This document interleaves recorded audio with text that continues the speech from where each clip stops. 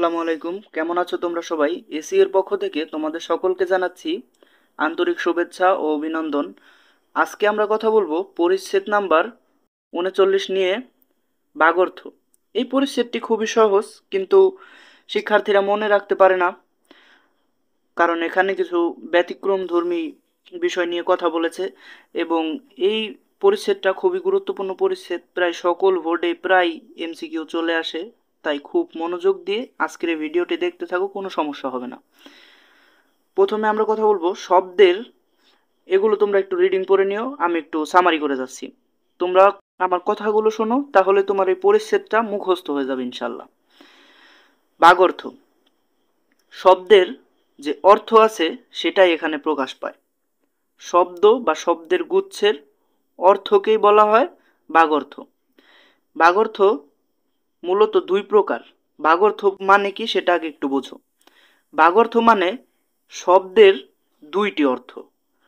তোমরা বলো না যে শব্দের মোট দুইটি অর্থ প্রকাশ পায়, কিন্তু যেমন আগে আমরা একটা উদাহরণ দিই, তাহলে তোমরা খুব সহজে বুঝতে পারবে। যেমন আজকে আমার মাথা খুব ব্যথা করছে, এই কথাটা আমি বলার সাথে সাথে তোমার মনে পড়ছে, আরে মাথাটা ব্যথা করছে, মানে আমি যেই বস্তুর কথা বলেছি তোমার সেই বস্তুটার নামই মনে পড়েছে, মাথা। এবং আমি যদি এখন আরেকটা উদাহরণ দিই, যে আজকে যারা এই ভিডিওটা দেখছো না, তাদের তো আর বাগর্থ পড়া হবে না, আমি তাদের নিয়ে গ্রামের মাথার কাছে নালিশ করব। গ্রামের মাথার কাছে নালিশ করব, অর্থাৎ গ্রাম প্রধানের কাছে নালিশ করব। এখানে মাথা অর্থ কিন্তু আর মাথা বোঝায় নাই, এখানে মাথা অর্থ প্রধান বোঝাইছে। কাকে বোঝানো হয়েছে? গ্রাম প্রধান। চলো তাহলে এখন আমরা ভিডিওটা শুরু করে দিই। শব্দের অর্থ অন্তত দুই রকমের। কোথাও শব্দের গাঠনিক উপাদানগুলো অর্থ প্রাধান্য পায়, আবার কোথাও গাঠনিক অর্থ ছাপিয়ে শব্দের ভিন্ন অর্থ প্রকাশ পায়। আমি যে কথা বললাম সে কথাই।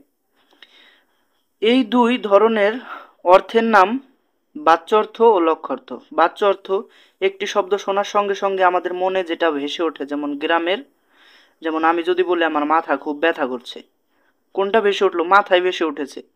এবং লক্ষ্য অর্থ কি? লক্ষ্য অর্থ হলো আমি যখন বললাম যে এই বাংলা ভিডিওটা যারা দেখছো না তাদের নিয়ে আমি গ্রাম প্রধানের বা গ্রামের যে মাথা আছে তার কাছে বিচার দেব, এখনই আমি বিচার দিয়ে আসবো সেই মাথার কাছে, গ্রামের মাথার কাছে আমি বিচার দিয়ে আসবো। এই মাথা মানে প্রকাশ পেল যে প্রধান, গ্রাম প্রধানের কাছে আমি বিচারটা দেব। তো এটা হলো লক্ষ্য অর্থ।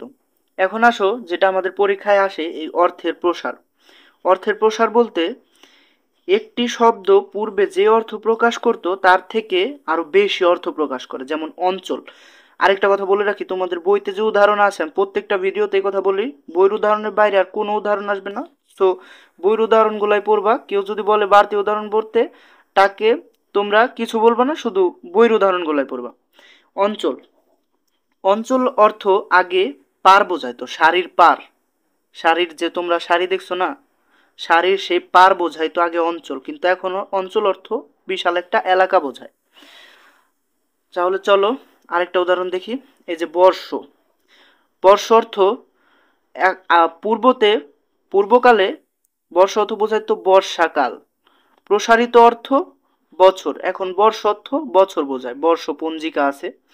বর্ষ অর্থ বর্ষাকাল বোঝাইতো পূর্বে, বর্ষ অর্থ ওই যে বর্ষ, বর্ষা, তো ওইভাবে বোঝাইতো বর্ষা, বর্ষ থেকে বর্ষাকাল। কিন্তু এখন কালক্রমে এটা বর্ষা, বর্ষ, এটার যে প্রসারিত অর্থ সেটা এখন বোঝায় হলো বছর। অর্থের সংকোচ মানে আগে যে অর্থ বোঝাইতো সেটা থেকে এখন ওটার একটু ডিমোশন হয়েছে, অর্থের সংকোচ হয়েছে। যেমন এক সময় মৃগ শব্দের দ্বারা বোঝানো হতো পশুকে, যে কোনো পশুকেই মৃগ বলা হতো। এর উদাহরণ পাওয়া যায় মৃগয়া, মৃগরাজ প্রভৃতি শব্দের অর্থে। শব্দ দুইটি অর্থ যথাক্রমে পশু, শিকার ও পশুদের রাজা। এটা মনে রাখবা, এটা প্রায় এমসিকিউতে চলে আসে। মৃগয়া শব্দের অর্থ কি, তারপরে নিচে চারটা অপশন দিয়ে দিল, খুবই ইম্পর্টেন্ট একটা এমসিকিউ। কিন্তু অর্থ সংকোচের ফলে মৃগয়ার অর্থ দাঁড়িয়েছে কেবল হরিণ।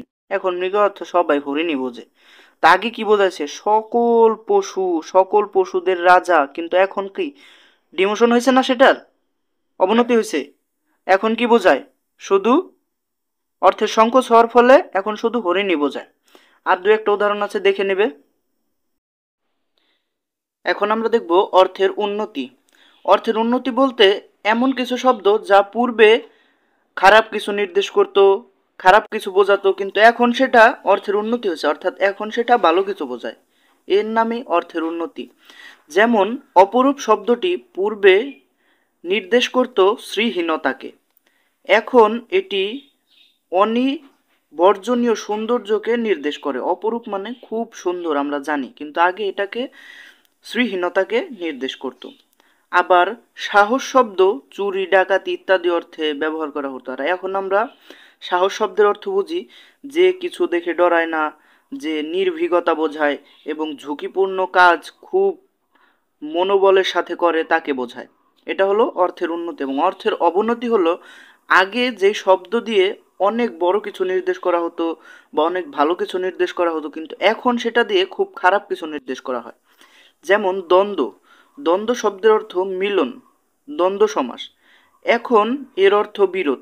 আগে দ্বন্দ্ব শব্দের অর্থ ছিল মিলন, কিন্তু এখন সেটা বিরোধ হয়ে গেছে। কিংবা জ্যাঠামি শব্দটি জ্যাঠা সংশ্লিষ্ট হয়ে সম্মানিত বোঝাতে পারত, কিন্তু তা এখন ব্যবহৃত হয় পাকামি, পাকামি অর্থে। বলে না, এই তুই এত জ্যাঠামি করিস কেন, তোর জ্যাঠামি দেখি আর বাঁচি না, এটা বলে না, এরকম। তারপরে রাজাকার। রাজাকার তো আমরা সবাই বুঝি। অর্থ বদল, মানে অর্থ একেবারে পাল্টে গেছে, সম্পূর্ণ চেঞ্জ হয়ে গেছে।